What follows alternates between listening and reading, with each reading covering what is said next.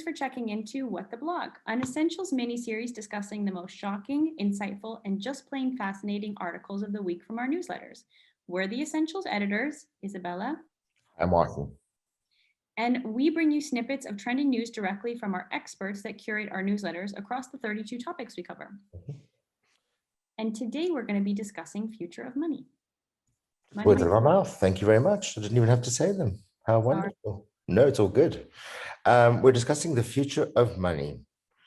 We just had a conversation about being virtuous and living an examined life. How does money play a role in that?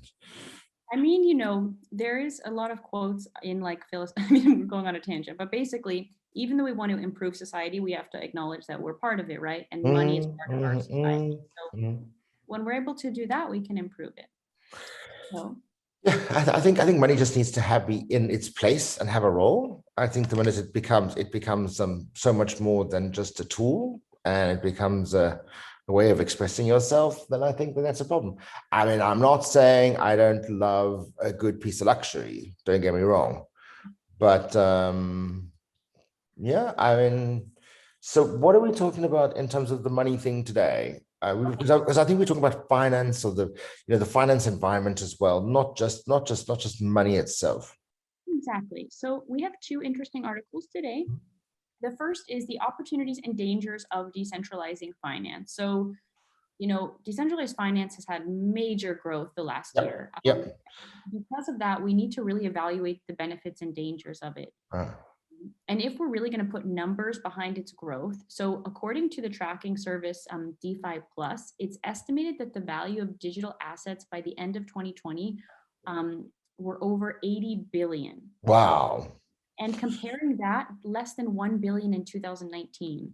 So the growth is crazy. Growth is crazy. Okay. And I mean, you know, I think the upside of decentralized finance is bringing more people into the financial system, and doing it in such a way that I think that there is still accountability and responsibility, because generally people at the bottom end of the pyramid, and people who are unbanked at the moment, or people who don't have access to financial products, are quite susceptible to predatory practices.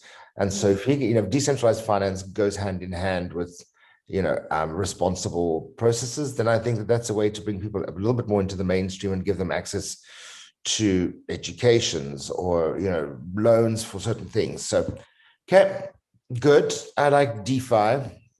DeFi. The second one is super intelligence as the future of financial services. So this super intelligence. Yeah, super intelligence. So it talks about how the theme of financial super intelligence is quite relevant in 2021 because we've seen a lot of developments in the financial services sphere over the last year, like tons of innovation. We've seen also digitalization in other industries like healthcare, insurance, education.